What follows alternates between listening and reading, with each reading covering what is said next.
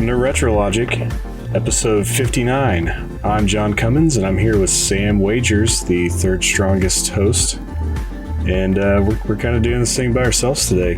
All the Caparillos are off doing other things. We were supposed to have Adam on tonight, but now it's just a duo show. So how you doing, Sam? I'm doing all right. Glad to be here. Awesome. Yeah, I'm glad to be here too. But Retrologic isn't just a podcast, it's also a blog. Visit our website, retrologic.games, click blog at the top, and check out fresh content every month. Sam rolls things out periodically, and we enjoy reading them. Yeah, you never know what's going to come next, but there's a lot of stuff there right now highlighting the sort of comparisons of re-releases. I've wrapped that up, and then also some of my older content on games on the Nintendo Switch Online service that get overlooked.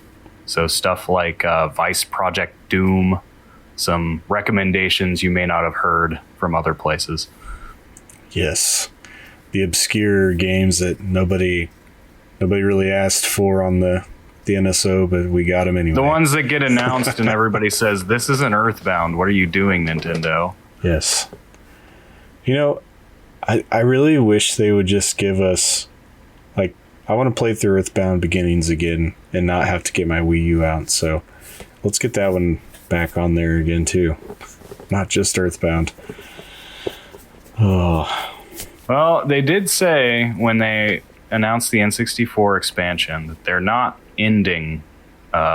They will continue adding to the NES and SNES. So yeah, so there's a chance. It's weird Earthbound isn't there. It's really the main shoe-in, I think, that's left, because anything else is, if it's not first party, you don't know what could be holding that up. But yeah, there's not much that I think could prevent Earthbound from coming. I think they're just waiting to use it to string people along a little further.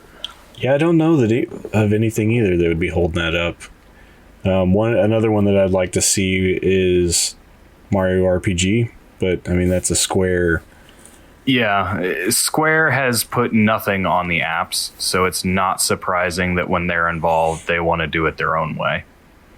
But it's one of those games it's not like Square has a collection out there that game's going to go in, because Nintendo's going to do the same thing and say, hey, you're not going to just throw that out willy-nilly.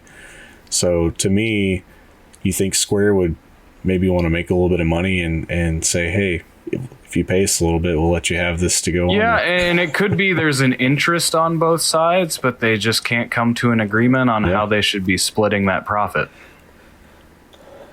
Because that's one of those games that I think I made it pretty far in as a kid. I don't know that I ever actually finished it even, but I go and play the first little bit of it all the time, but I'd really like it on the Switch so I could play it in handheld and play it at my own pace. Well, it's one I had not played for a long time, and actually kind of a catalyst for Retrologic in a way, because I hadn't been as involved in buying older games at the time, but this was back before Retrologic even launched. Nintendo dads had it as one of their Retro Rewind games, and I was just trying to find a way to play it, and I'm like, well, I can borrow my original Super Nintendo back from my family and buy an original cart. That's cheaper than buying a Wii U just so I can download it. And so I did. And that was kind of what sort of, not that I'd ever really quit retro gaming, but kind of pulled me fully back in, was playing Super Mario RPG for the first time. Nice. Yeah, I think I remember that. And I, again, started the game and made it to probably the point where I usually make it when I'm playing it, and then put it down for something else. But yeah, those are definitely things that you can find on the blog are good recommendations of, just games that have come out on the service that you don't normally think about playing. and we got kind of sidetracked, but just wanted to mention that this week on Retrologic, we're going to talk about The Legend of Zelda, The Ocarina of Time, due to its birthday coming up here tomorrow. It'll be today if you're listening to this, after it's recorded. So let's go ahead and get into the icebreakers since it's just us two. So what'd you buy? What'd you play? Well, I have a new series that I am just obsessed with, and that is Front Mission.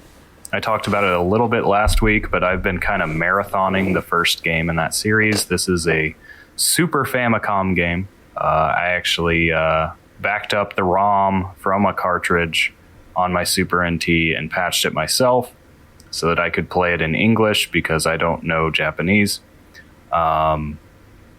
And really just kind of fell in love with this series. I will note that if you don't have a way to do that, that the first game in the series was remade on the DS, and that did get an international release. So if you're curious about the game, that's probably the best place to start. I just have been nuts about Super Nintendo games that I never had a chance to play, so I picked up the original cartridge. I do highly recommend it. Front Mission is, for the uninitiated, primarily a strategy RPG series taking place in a semi-futuristic, not like far future, but a futuristic setting with mechs. Kind of somewhere in between like super realistic. They're not like that realistic, but definitely more than like a super robot type genre. Yeah. And so, you have mechs that you can load out. You have your pilots that level up, your mechs that can be upgraded. It just forms a very nice loop about having units that have different abilities you can use to different effect. One of the main functions of the way combat works is that different parts take damage, so different parts break. So if your left arm gets broken, you can't use the weapon equipped to that arm anymore. Nice. And early on in the game, you can't actually pick which parts of the enemy you're targeting. So it's kind of like you have to sort of adapt to that situation on the fly. Like, okay, do I want to, I've got several parts that are low on health on this enemy. Do I want to use like a multi-hit weapon to try to break one or two of them at once, or, stuff like that? Gives you the strategy to focus on areas of the mech that you want to take out first, for sure. Yeah, well, I mean, what I found by the end of the game is I was flying through some missions a lot faster because especially all my missilers developed a skill that lets them target the core. Ooh. And like my best missiler, Natalie, could just pretty much wipe someone out in one attack every time, as long as like she'd launch a volley of 3 missiles. If all 3 of them connected, she would just go straight, just go straight for the throat, take an enemy out. No beating around the bush. But it's like the art style in this. It's Super Nintendo, so it's going to be 16-bit graphics. But so these are more like Mech Warrior style mechs than like a Gundam or something. Yeah, I mean they're generally humanoid in shape.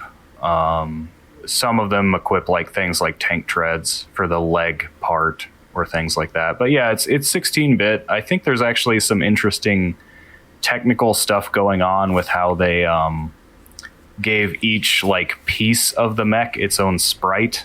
And you can kind of see where sometimes they're kind of floating a little bit next to each other, especially if you combine certain parts together that don't quite fit right. But it looks pretty impressive for a Super Nintendo game. I haven't looked at a whole lot of footage of the DS game. I don't know how that looks in comparison.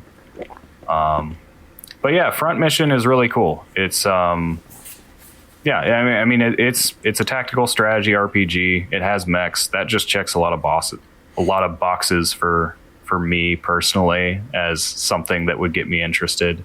Plot wise, it doesn't get too crazy, but it does get kind of surprisingly dark toward the end. I won't spoil anything, even though it's an old game, but you'll learn some shocking truths and whatnot. And the villain behind it all is thoroughly despicable, and you will want to blow him up. Yeah, I'll have to pick up the DS one and check this out. But all that to say, I beat Front Mission for the Super Famicom, and I purchased Front Mission 2 for the PlayStation. That is a game that never got a North American release, so I'm working on patching that, finding a way to play it. I'll probably have to... I've ripped an ISO file from the actual original disc, so I'll have to probably play it on an emulator because I don't think I can play it on a North American PlayStation or PlayStation 2.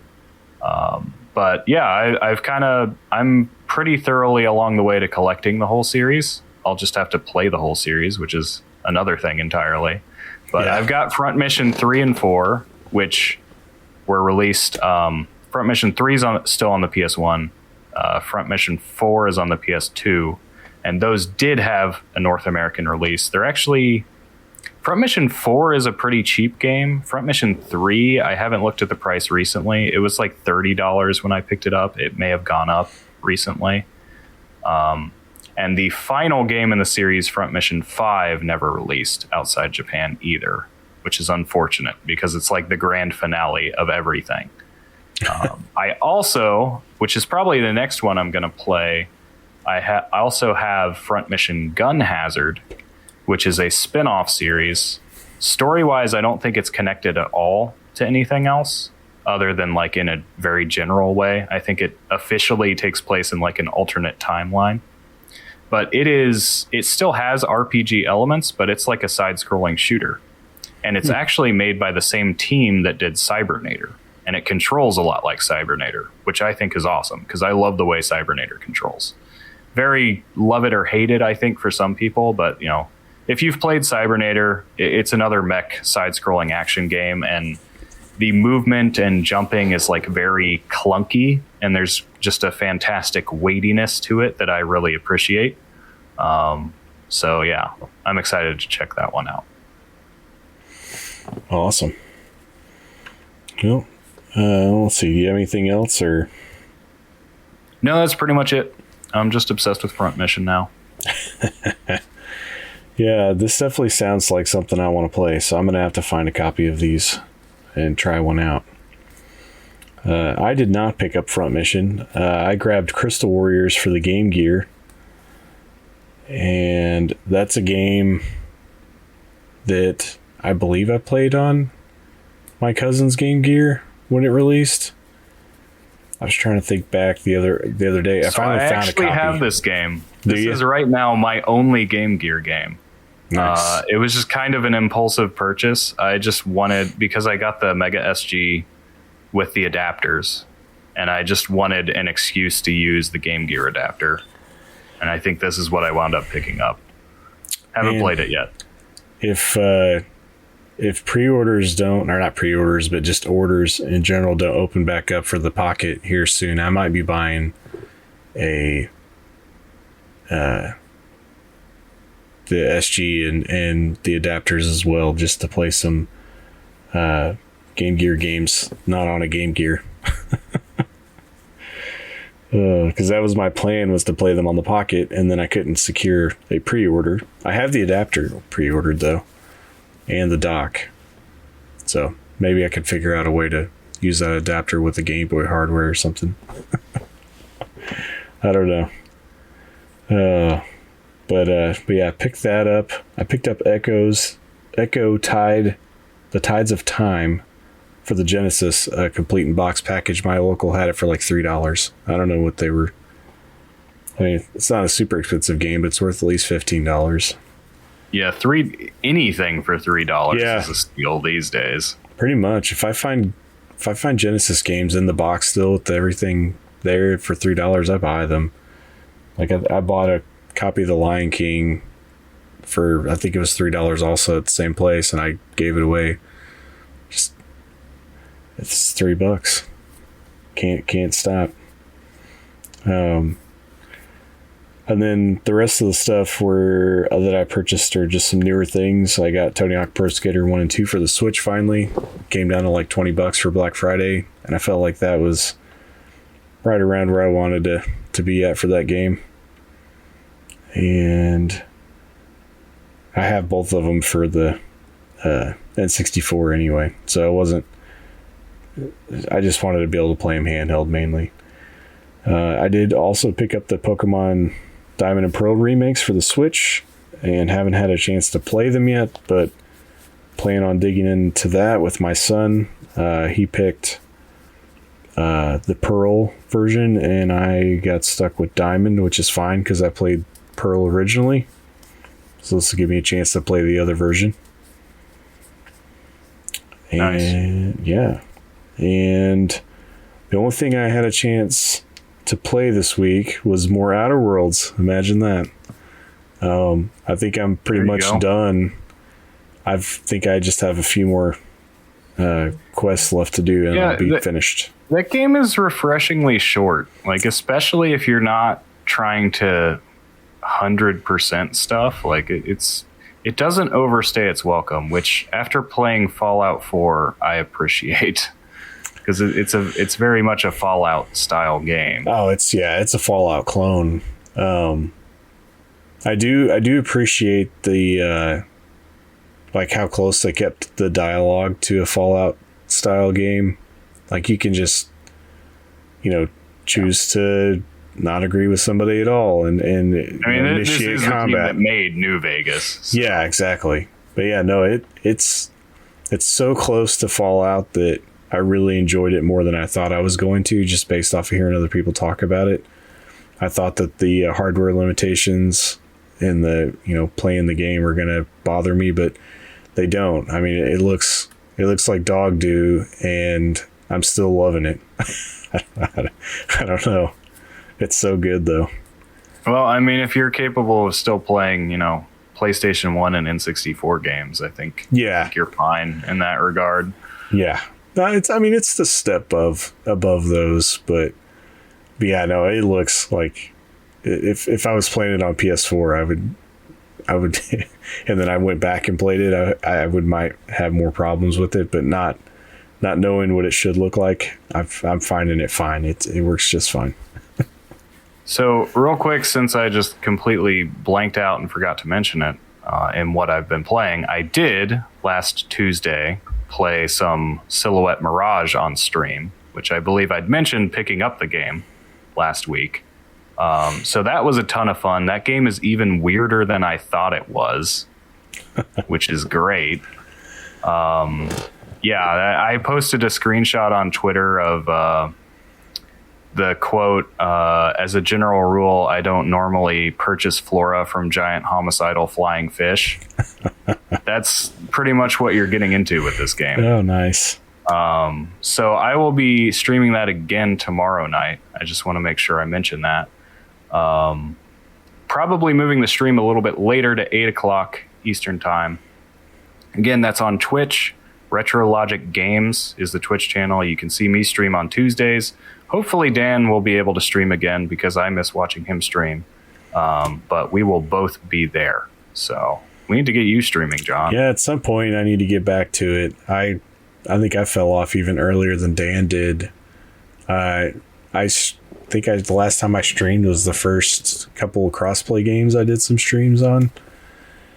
My life is just way too hectic to put a schedule to streaming. I couldn't imagine. I mean, I could barely get time to do this podcast, it seems like, on time. It happens, man. I mean, I've always thought I'd love to do like twice a week, but it's like, nah, I'd have to cancel it like 3 out of 4 weeks. So yeah. No, I mean, even when I was streaming, it was more of a pop-up stream. So it's like, hey, I have an extra hour, like right now. Come hang out if you want to. If you don't, you can watch the recording. But yeah, so no, yeah, definitely check out streaming on Twitch for Retrologic. There's lots of past streams that I'm sure you can check out. Sam's been streaming all kinds of things. We need to get Dan to hook us up with the clapping sound effect for whenever you mention that you beat a game, because unlike Dan and I, you have time to beat games, and you deserve some applause for that. when you finish one. It's because I'm single. Yeah, that's definitely part of it for sure. I tend to try to finish newer games when I can, but man, I have so many retro games to play that I like, that I enjoy. I'll get like a portion of the way through one and decide, hey, I'm going to play this. It's like a bunch of squirrels in my house. But yeah, that's what we bought and what we've been playing. Let's play a little game we like to call the Price is Retro.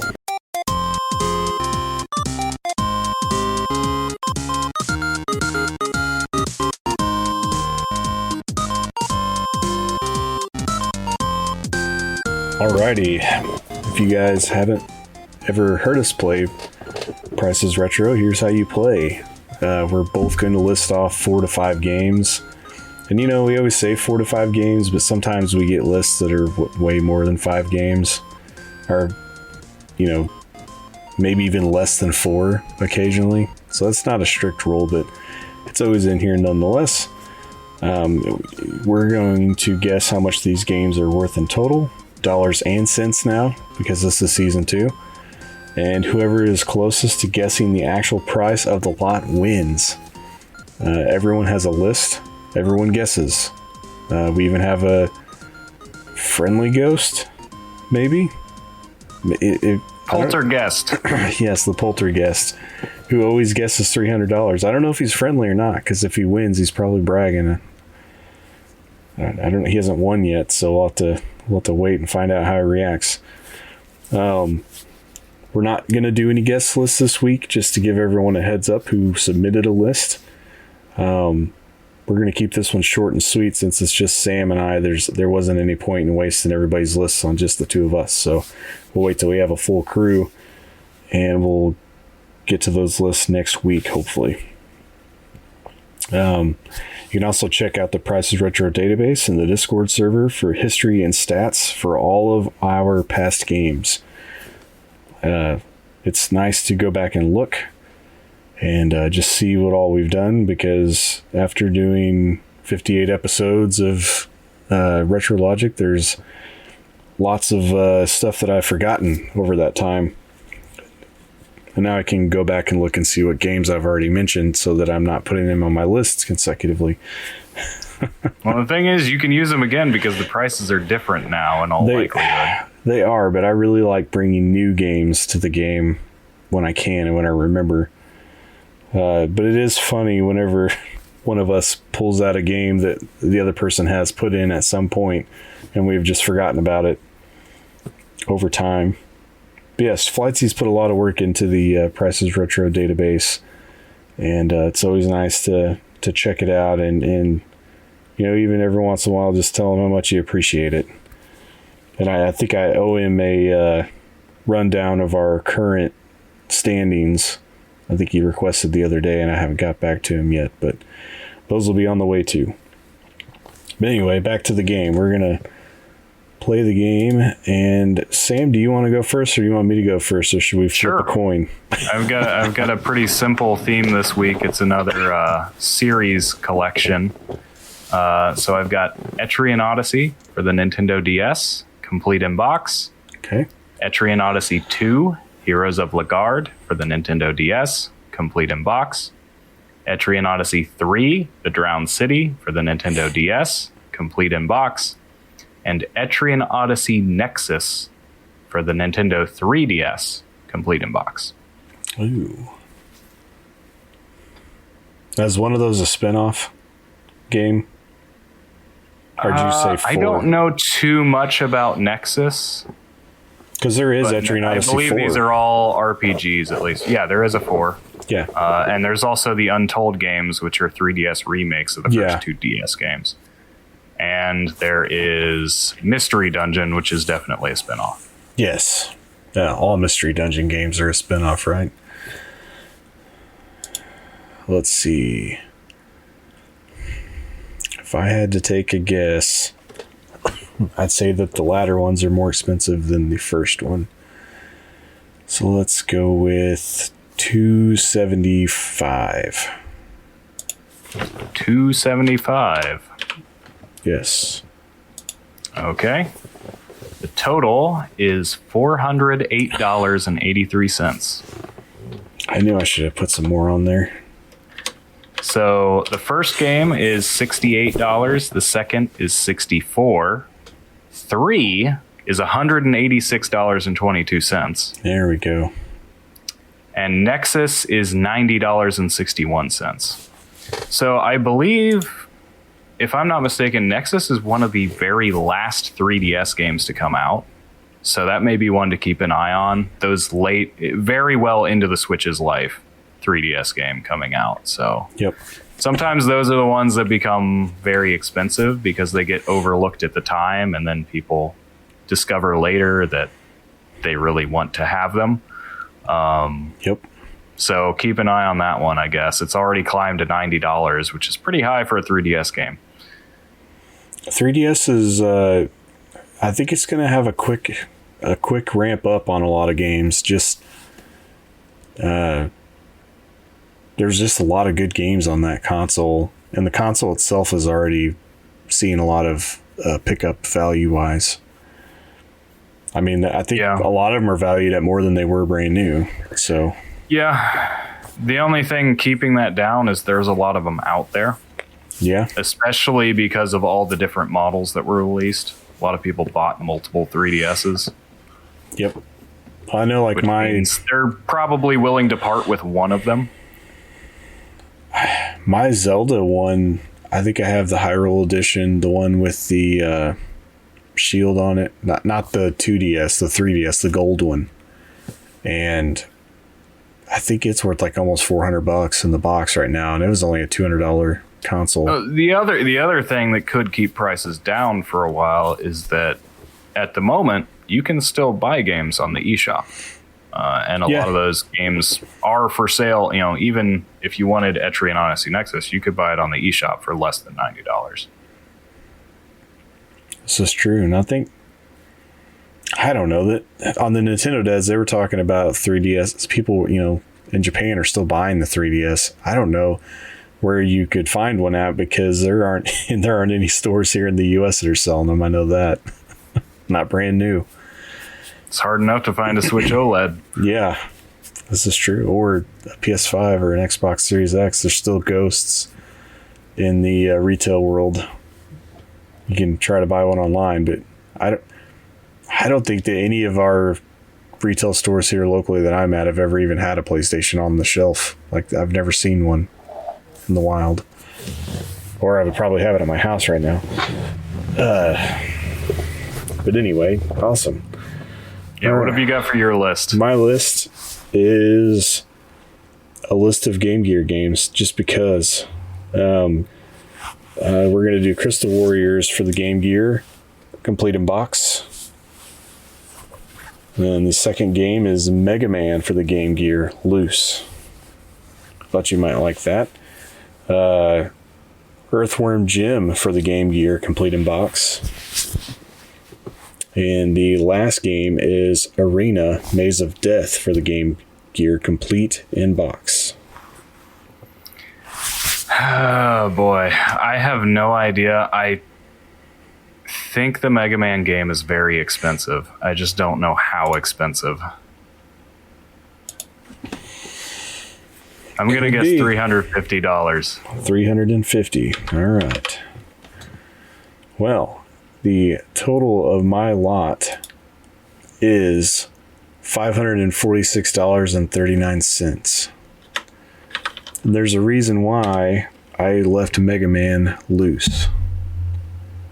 Mm-hmm. Because I didn't want to just totally cream you. Because I believe that Mega Man completed box is over $1,000 for the Game Gear. That wouldn't surprise me. I have no basis for what the loose. I was like, it's probably at least 200. Close. So Crystal Warriors for the Game Gear complete in box is $90. Mega Man for the Game Gear loose is $176.04. Earthworm Jim for the Game Gear complete in box is $130.29. And Arena Maze of Death for the Game Gear, which it was a kind of a shooter action game, side scrolling. It didn't even look that great, but I haven't played it. Complete in box is $149.99. So it's actually the last two that really threw me off. Yeah. I was guessing 200 for Mega Man and something like 75 for Crystal Warrior. The other two I thought were lower because I hadn't looked at the prices. I had no idea. I was just like, it's probably just, your typical Game Gear game is not expensive. No. These are complete, so they're probably around like 50 at most.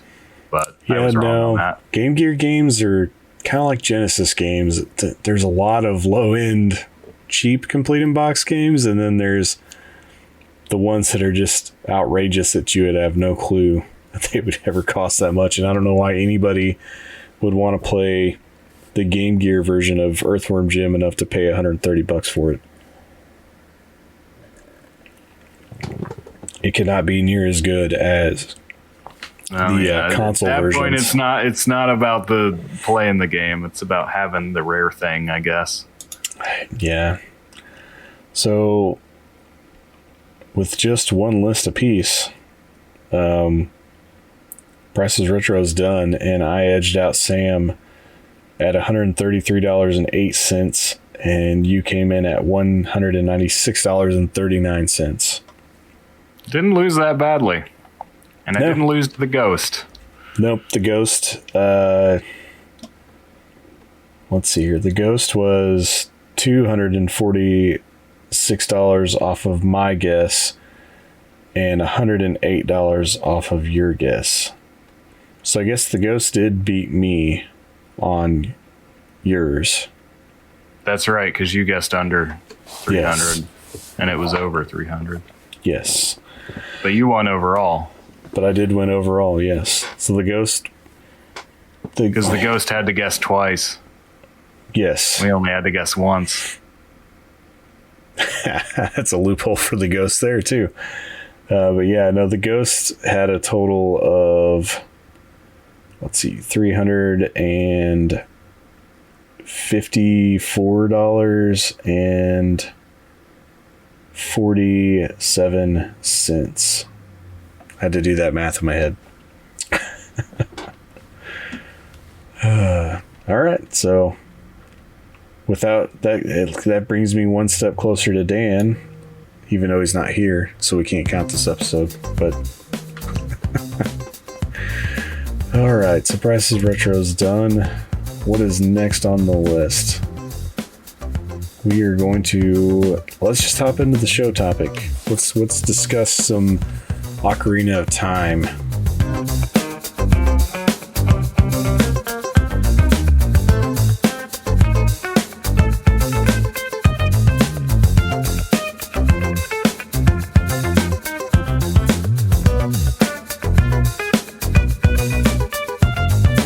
So tomorrow or today, depending on it's today, tomorrow for us, today for you. How about that, listeners? Will be the 23rd anniversary of the Ocarina of Time. So this is easily one of the greatest Zelda games ever made. I don't think anybody will disagree with that. It's usually in your top 3 list. Yeah, I mean, I have noticed it seems to get pushed aside a little more readily. There's a whole conversation of people who just seem less interested in the N64 as those of us who grew up with the N64 get old, and people who didn't. It's going to be interesting. Yeah, it's going to be interesting. The generation that grew up with Breath of the Wild and then try to go back and play Ocarina of Time, especially I'd be interested now that it's out on the NSO app and it's more readily available. I mean, not that it was hard to get a hold of before. You could pretty much play it anywhere that had a virtual console or play it on original hardware or remake on the 3DS or, all these places. But now that it's on the NSO and everybody that has a Switch subscription can get their hands on it, I'd be curious to know that what the current generation's thoughts are on this game after playing Breath of the Wild. Probably doesn't stack up as good. I mean, I think it holds up. I think most people are still seeing why it is. I think I've noticed a little bit more pushback when you throw around phrases like the best game of all time. A lot of people are like, I don't know about that. Yeah, I mean, at one point in time, it was probably heralded as the best game of all time. And you did not disagree with that. Nobody was willing to disagree with that. Not at the time, no. But of course, I'm not the average I will Zelda point player. out this also happens with literally every Zelda game when it's new. Yes, it does go through that time At least every period. 3D Zelda game. Except for Majora's Mask. I don't think anybody was really out there except for me and maybe $2 Hero that were screaming Majora's Mask when it came out. And even talking to him a little bit about it, it wasn't his favorite at first either. He had to kind of grow to like it. But no, Majora's Mask was my jam right off the bat. I enjoyed it more than Ocarina of Time, just playing it when it first came out. So I'm not the person to talk to about Ocarina of Time being the greatest game of all time. And even when we ranked them on here on the show with Andros, I was the opposing person, and I said the Breath of the Wild is better. I mean, I'm still firmly in Link to the Past camp, but I do think Ocarina does deserve most of the praise it gets. It reinvented Zelda for 3D gameplay, which can't be understated. You look at the games of that time, and there were a lot of mistakes made, and they really hit something with Z targeting. They did on the system, especially on the system with the controller that only had the one analog stick, and we didn't have analog camera controls. Well, even how many games borrowed that later? It was a perfect solution to a problem that Nintendo found early on with 3D gaming, because then they used it later on in other things. You could always, it's a good way to find your way back to center, when you're trying to do stuff with one stick, because it gets kind of wonky if you're not used to. In anybody that's playing this game now that's I would say even 15 years or younger that don't have the experience with the N64, we're probably thinking, how the heck did you do anything with one stick that's in a 3D space? They made it happen. I mean, lots of things worked on it. Maybe not perfectly, but they definitely did work. And it's weird to think too, but this is the first time we got Epona, right? Yeah. I mean, it's weird to think Link never rode a horse until now. He didn't have a need to. Well, because the game worlds weren't big enough. No. I mean, even Link to the Past felt big, but it wasn't gigantic. I don't know. Playing, especially when you go back and play Link Between Worlds, which was, a very similar layout. You just realize how small that area actually is, and how easy it is to traverse. Like if you had a horse, you would just be hopping off and on all the time because things are in the way and stuff like that. But in a brand new 3D space where you have a giant field that you need to get across for the first time, they had to figure something out. So you get a horse. Yeah, I think one of the things that kind of cements this game in my memory is how long it took me to beat it, because this is a game I did grow up with, so and just in general, I didn't beat a lot of games when I was 8. I mean, I was 6 years old when this game came out. I don't know that I got it right away, but just I remember especially when you have that same save file that you keep for years before you beat the game. It always makes it kind of special when you finally do. Yep. And despite the fact I even owned a player's guide, I was stuck in the Forest Temple for like 3 years because I quit. I had to do something, or I had to go somewhere. My parents made me quit my game in the middle of the Forest Temple. And so it was one of those cases where, like, you know, the structure of dungeons is usually such that, like, you know, you go down a certain pathway and you get a key, and then, but like, I quit at just like the worst time. So like I had to retrace through like 5 rooms to get the key I didn't pick up because I quit the game before I picked up that key and went back to like the main central area. And I couldn't figure out where that was, even with the guide. I was like, what did I miss? And so, you know, I was stuck in the Forest Temple for years. It's funny because I hear the same story from a lot of people that there was just some downright brutal parts of that game that if you missed something, you know, I heard people talk about like they couldn't get past parts in the Deku tree because they didn't know to light the webbing on fire or whatever, you know, getting stuck at the very beginning of the game. Especially that one you have to jump onto. Because up to that point, the game's conditioning you like, oh, there's a web, you need to use fire. But then, like, you have to jump through the middle of the tree, jump through the top of the tree, and do a downward strike. Down. Yeah, it's a little bit, and that's why I had the player's guide. Yes, it's definitely a game. I mean, I got stuck in Jabu Jabu's belly for I don't even know how long, and I was probably 14 when I played it. It came out when I was 12, and I didn't buy it right away. And I had a buddy that played, that I would go to his house, and every so often he would show me what progress he made, you know, if he had made any real progress, because a lot like everyone else, I don't even know if he had the player's guide, but I don't know if he had it at that point or if he had to buy it at some point when he got really stuck. But just going and like, oh yeah, you made it to, you know, this far, you made it to the water temple, or you know, just showing me things.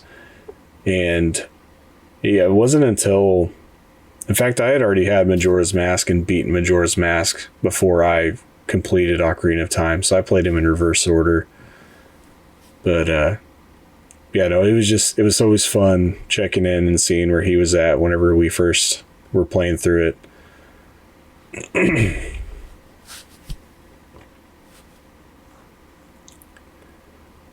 So yeah. I mean, it's just a lot of memory. I mean, and I guess that is, you know, kind of to go back to the point, is it one of those games where you had to be there, you had to grow up with it, or do you think it does truly still hold up? I think that a lot of people are going to struggle with it. I don't, especially with its obscurity and like some different areas of the game on what to do. Just because it's not I mean, I hate to sound this way, but like a lot of games are so linear nowadays, whenever they're meant to be linear, if it's not Minecraft or, you know, something of that nature. Like if you're playing games of today that I would consider to be something like Zelda, like if you're playing God of War on the PlayStation 4, it's a very linear game. You're going to know where to go next. Like they tell you where to go and they point it out and things like that. And I've talked about this before on this show that, you know, whenever the Nintendo brought back Link's Awakening, that's a game that almost requires a guide to play. Like you're going to get lost. There's going to be parts of the game that you have to do certain tasks in a way that they don't explain. Like it's just, it's things that we found out because we asked somebody or we looked in a guide at some point when we were playing the game.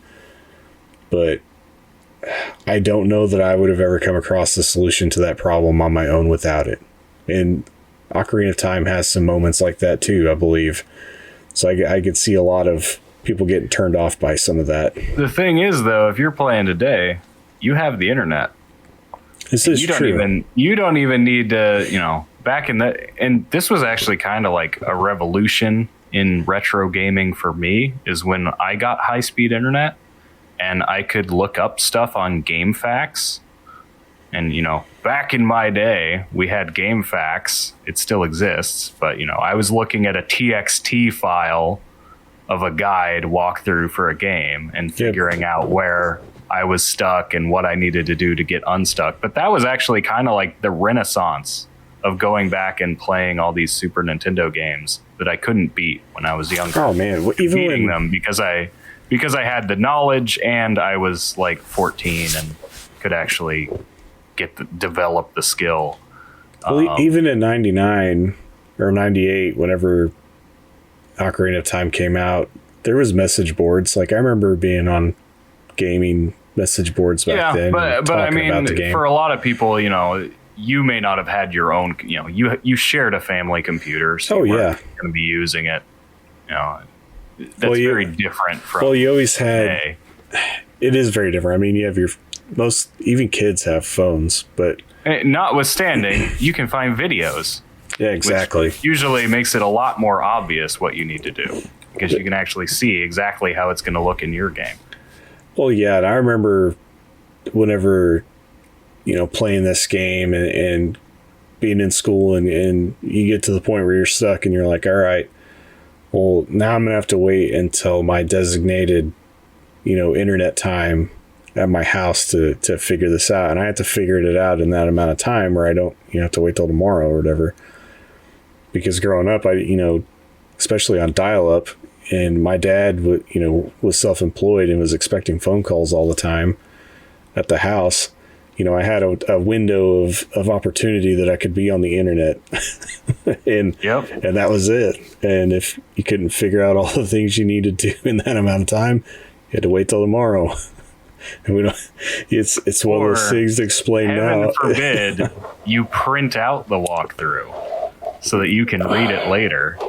Yeah, and as bad as printers are today, they're 10 times better than they were back. I don't think we had a great printer for a very long time. Like, it would work for a little while, and then it would get off track, and then you'll never print on it again. I don't know what it is with printers, and even today they're not great, but I think the one I have currently is the longest running standing working printer that I've had. Things kids these days will never understand is, I remember playing with when you had the printer paper with like the perforated hole edges. Oh yeah. I would tear those off and I would literally play with the paper trimmings. Oh yeah. As a little, What you didn't do is tear them off the pages that haven't been printed on, because then you can't print on them. Never. You get a spanking if you do that. You didn't, I would rip them off when I didn't, we had a printer like that when I was very young, and I, rip those off, and my dad would come in and say, "What are you doing? Now I got to throw all that away." So this has been Printer Logic. Yes, Printer Logic. Thank you for tuning in. Next time we'll talk about 90s internet logic. How the ink colors are actually magenta, cyan, and yellow. Yes. And why that is. But yes, Ocarina of Time was... I definitely think it's a product of its time, and it is fantastic of a game it is. I don't know how enjoyable it is to the newer audiences that are experiencing it for the first time. My nephew's played it on our N60. He'll play anything, honestly. He's open to new experiences, or old experiences, as the case may be. He seems to have fun with it, but he did get stuck very quickly and asked me for help, and I said no. And we're getting to a point now where like I watch my son play games, and just the types of games that he is drawn to. I couldn't get him to play Ocarina of Time. If I sat down with him and started it up, he would be bored in like a few minutes, and he'd want to go play some sandbox crafting game. You know, he plays Conan Exiles, and things think, like that. And I think that's some of it, and it literally, like, I think in my nephew's case, it's because he's somewhat the same way as he'll just, you know, if he gets stuck, he'll just be like, oh, I'll just play a different game now, and it's like, I think it's just because you have so many games. Exactly. Yeah. You have all of your dad's and my games to choose from, and the new stuff. Yep. You just have it too good, man. Yeah, and that's, well, and I've talked about this before too, but it's like we have, you know, I have a library of 1,000 vintage games in one place that are accessible at any time. Like, he can just pull them out, and I have he has the ability to play anyone that he wants at any time. And he has an Xbox One, and that's what he plays. He plays Minecraft, and he plays Ark Survival. You know, he plays the same type of games. He open-ended games that have no resolution, and it just blows my mind. I'm like, I don't know how you can play the same thing for 400 hours and never see the end of anything. You know, it's just the same thing every time. And I'm constantly like, hey, go play this game. This is a good game. This, you know, just make recommendations and stuff, and I'll come down into our basement where he plays games at, and he's playing the same thing. It just makes me wonder, like, how many other kids are like that. There's probably a lot of kids nowadays that are just hooked on these sandbox games, because I mean, they're still amazing. You can do lots of things. It's fun. I could see it, but I like story and, you know, RPG mechanics and things like, and it's probably just our generation of, you know, of gamers. I'm sure. I mean, yes and no, because I mean, what I've noticed is, you know, like I said, my nephew does play the older stuff. I think some of it is just, you know, getting stuck. It's like, well, I'll just go play something else. But I mean, he is pretty open to a lot of it. And, you know, you talk about good or bad, a series that stayed pretty much the same. He's really into Pokemon right now. And so he's been, you know, all the Pokemon games that we have backlogged, as well as the new ones. He wants to play all of them. Yeah, and like I said, I think it's a generational thing. Like, I remember playing. My dad's not even. He doesn't really care for video. He did when he was younger, because my mom would tell me that she would have to call him and at the, you know, the wherever an arcade cabinet would be at, you know, and she'd know where he was at and call him and say, hey, you need to come home. It's late. He'd be playing Miss Pac-Man or something, you know. So just him watching me play things when I was a kid, you know, and this is around the N64 time period in 3D gaming, you know, just, and he's like, what are you playing? This is junk. You need to play like Donkey Kong or, you know, he's talking about stuff that he played, and he doesn't understand why I'm playing what I'm playing. So again, it all just comes down to what time period you were, you know, started playing games in, and what your cup of tea is, I guess. Yeah, well, we could talk about that and Ocarina of Time forever, but we do have a lot of community questions, so let's try and move on and get to some of those. Let's do it.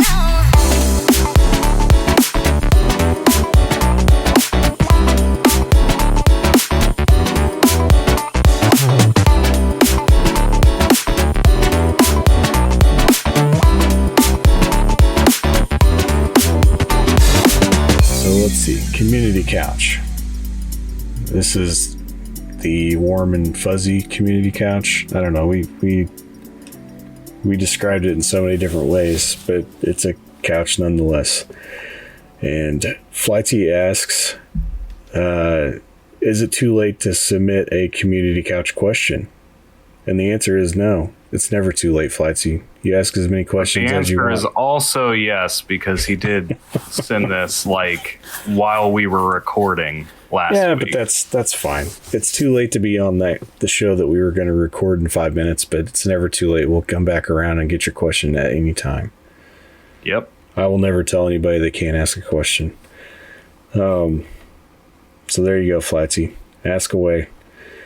The next question is from Galaxy Wolf, and they ask, if you had a time machine that could only perform one round trip, which means going to another point in time and back to the present, would you go to the past or to the future? Definitely the past. If I want to go to the future, I can already do that. It's called waiting. Yeah. Yeah, I think...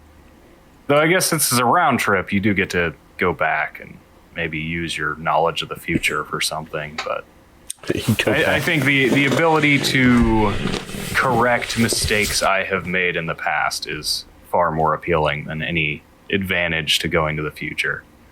Yeah, I don't even know if I want to correct mistakes, or more or less just relive some really good times that I've had in the past would be nice. I mean, there'll never be another experience like, playing couch co-op N64 games with your friends when you're 10, 12 years old, or staying up till forever playing Bomberman 4 players with the Super Nintendo 4-player tap. And then tripping over all the cords that are coming out of the front of this monstrosity that are on the floor because you're 10 and you just walk wherever and you don't even pay attention. Yeah, forget the round trip. I just want to go back and stay there. Yeah. No, that would be nice. Take the long way back. Assuming I can de-age myself in the process. You want to do a Captain America? Just, I'll be old now. All right. So there's that, and next time, Galaxy Wolf, you can answer your own question, and we'll read your answer on the show. I'd be interested to know what you would like to do, and it might have been in the comments in there, and we might have forgot to pull it in, but for sure. Let's see. And $2 Hero is our next question, and he says, "What is the best cheese?" This is non-video game related, but I'll allow it. Yeah.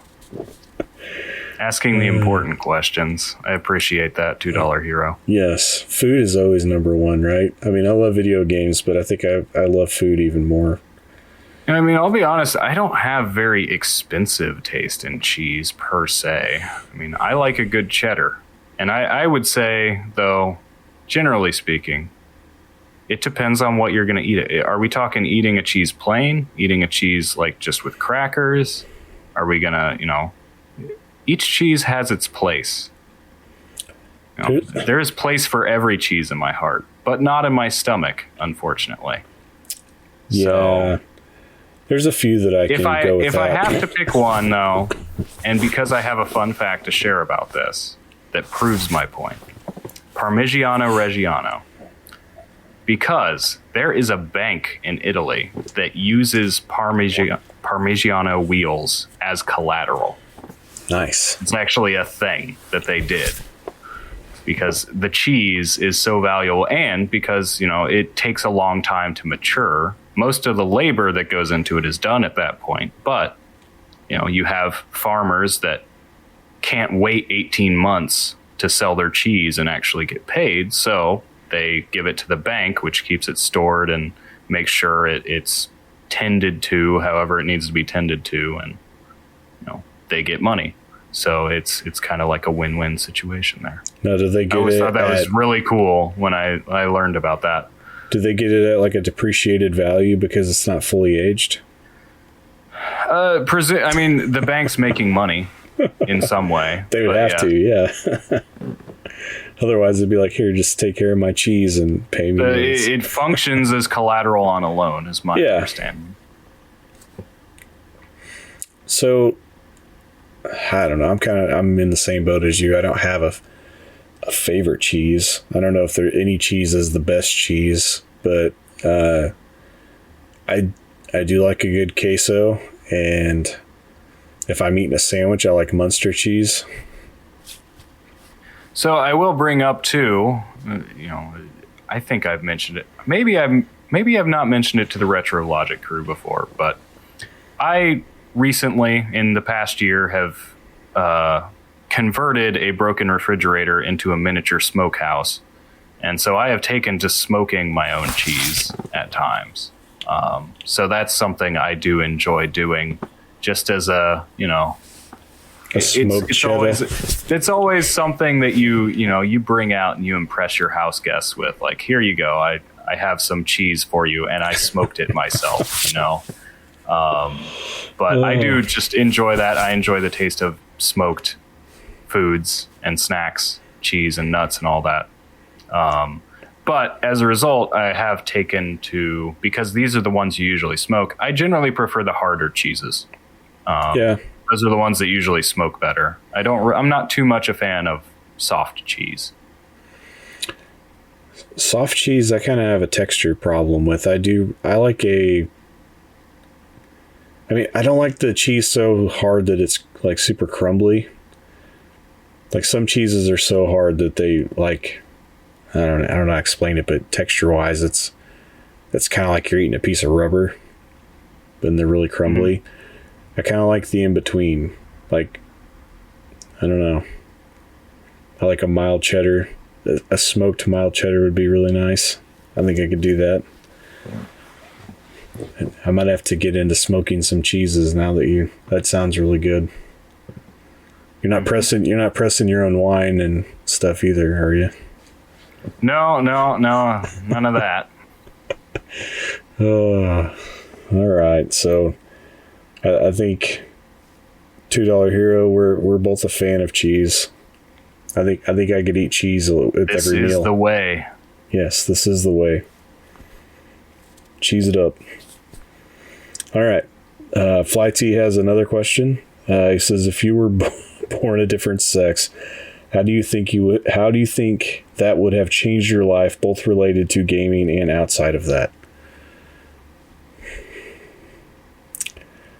That's a really heavy hitter of a question, Flightsy. Yeah, I mean, like, even the way it's framed, even the way the question is phrased is like, well, to what extent could I be considered the same person? Exactly. Get into the metaphysics of it, like, can you take my soul out of my body and put it in a different one? Would I be the same person? Would I not? I kind of lean towards no, but so then it's almost more a question of like some girl living my life in my place. How different would she be? Yeah, right. Yeah. A lot of who you are influences from people around you. So I imagine that if you were a different sex, you would probably have grown up with different friends and right. I mean, like most of my friends have been same sex. Most of them were other boys, and that would probably not be the case if I was a female. I would probably be friends with other girls. Well, that's what I'm saying. And they would probably be less likely to reinforce a habit of gaming to get to that angle of the question. Well, especially in the time period that we were both born into, there was definitely less of a push for female gaming. Definitely things were marketed more towards males. Not that it was correct, but it's just. But I would also definitely be my mom's favorite. Not that I'm pretty much already my mom's favorite because I'm the youngest. But you would be more your mom's favorite. It's very obvious ever since my niece was born. My mom always wanted a girl. She got stuck with 3 boys.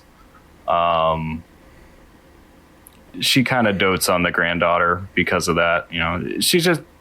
My mom's a very like traditionally feminine woman, and she is into baking and handicrafts and sewing and things, and she enjoys passing that down to other people. And, I can see how that would be more prevalent.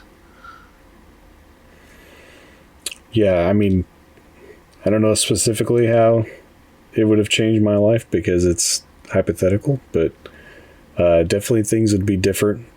And like you said, for as far as related to gaming, not saying that I wouldn't have played games, but it probably would have been a lot less likely, just to put it that way.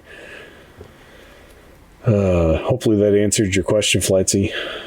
And again, feel free to drop your own answers. I'm not 100% sure if you did in Discord or not, but if there are answers to these questions in there, I'll have to talk to Dan about getting them in here so we can read them off. The last question that we have in here for tonight is Fight Crab Fanatic, and he asks, what would you consider a non-fictional video game, or are video games all fiction because they can never mirror real life? I think I don't know of a game that's based on a true story. Is that a thing? Well, even based on a true story is not. If you write a book based on a true story, it could still be fiction. Historical fiction is a genre. Yes. For example. Yeah, and we have historical fictional video games, stuff like Battlefield and things now, like biography is usually considered nonfiction. Yes, but I don't know of any video games that are biography related. No, and I think the argument would be that by their interactive nature, you cannot make a game that is going to stick to reality per se, because the player can make it deviate from reality. And not only that, but why would you want to play it? You already know how it's going to end. Counterpoint, though, what about something like Calculator? Yeah, or Bible. Yeah, King James Bible for King James Bible for the Game Boy. Take that for what you want. At that point, it's like, okay, a book. It's just not a game. Like, there's other books, for example, that have been put on like Game Boy or DS or whatever. But yep. What about, say, like educational software? Yeah, it's like personal trainer DS games. Well, even earlier, or even something like Wii Fit. Yeah, or what about all the Super Nintendo? Mario is Missing and all those games. Well, that's still because it's you're just learning facts about narrative. Things. But like, is there a narrative to Wii Fit? Not that I know of. So yeah, I don't. It's definitely an odd question. Case for something like Flight Simulator, but I would still say no. I'd still say that's definitely a fiction. Well, it's a simulation. Yeah, it's fictional because you're not actually flying a plane. No, but it tries to at least come close. But I do think it's kind of interesting to consider that from the angle of like, okay, if you look at games that are almost completely devoid of narrative, at which point they're almost not games at the same time, like the Calculator example. It's not really a game, it's an application or a program. Yeah, it's software. Microsoft Word is not a game.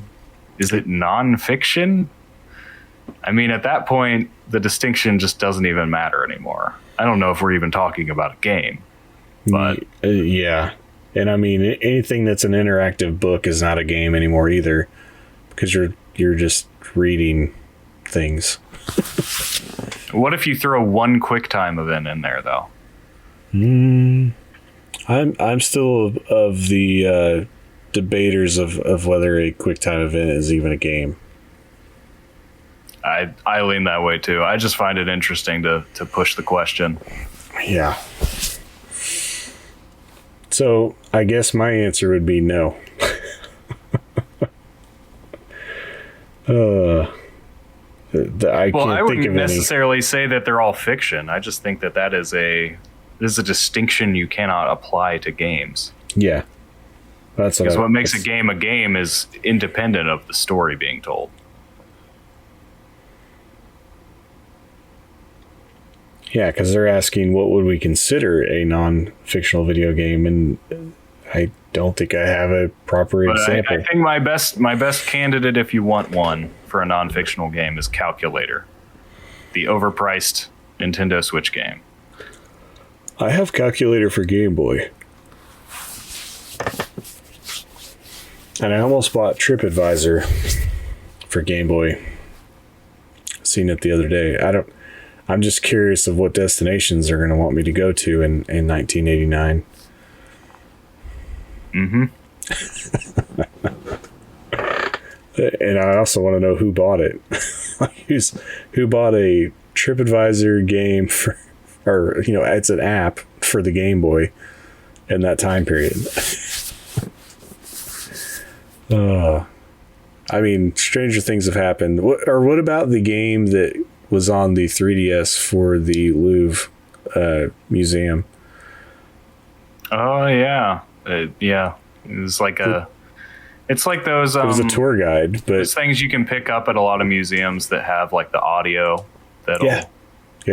tell you about the exhibit you're at. Yeah, I don't think it was a DS. It was a thing. It was a 3DS because it had the 3D. Yeah, it had the 3D. So was it a download or did it come on an actual cart? No, it comes on a cart, and it's fairly rare now. I know that it doesn't surprise me. Some of the limited applicability of it. Well, and you could only buy it there, so you would have had to been overseas to get this. I do know that some of the guys on NVC tote that they have it, so.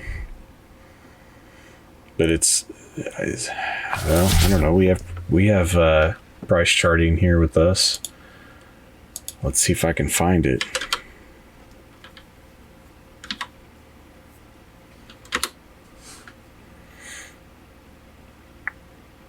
Guide Louvre. Yes. The trick is spelling Louvre. Complete inbox 228. It's actually not as high as I was expecting. Still, 228 is pretty pricey for Loose 43.48. Nice. So yeah, there you go. The French version is much cheaper. Imagine that. There's probably more copies of it. In French, it's 37.65 loose and 42.67 complete. So hardly even a markup on the box.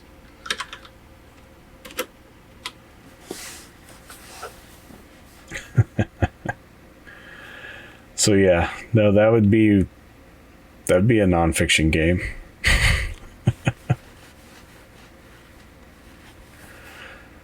You learn about artwork. But is the art nonfiction? Because if it contains fictional art, some of it maybe. I'm pretty sure the Louvre has art on exhibit that is not just portraits and landscapes of real people and places. Oh no, yeah, I guarantee they do. But the software is non-fictional. It's of a real place.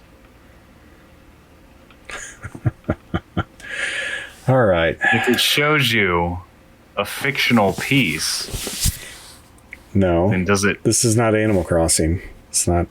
There's no fake artwork there. It's all real stuff. Okay. You're not buying it from Red, All right, I think we're getting there. We've hopefully had a good episode with just the two of us, and it's not too boring. we don't neither one of us have the go get it cheese. We got fiction. What more do you want from us? We talked about cheese. Yes, we're the closest you're going to get to a cheese podcast. I just don't think there's any other good cheese podcast out there, and I may be wrong. Feel free to send those to Dan in the Discord. He likes cheese. And I think that's a wrap. I think we're going to call this one a dunzo. And thanks for listening to the Retrologic podcast. We're proudly part of the Nintendo Dads family of podcasts. If you like what you hear, check out Dan on Twitter, Instagram, and at retrologic.games. You're also welcome to jump into our friendly and 100% non-toxic Discord community where we all like to have fun. The link to that is in Dan's Twitter bio, and you can basically find us on everything, or you can find everything on our website at retrologic.games. That's a mouthful to say, but we got it out there. And remember, check out the blog and go hang out on Twitch when our guys are streaming. It's good times. Yep. Links to everything on that website. So stay tuned there. And we'll catch you on the next show with hopefully some more hosts. And goodbye now. Goodbye.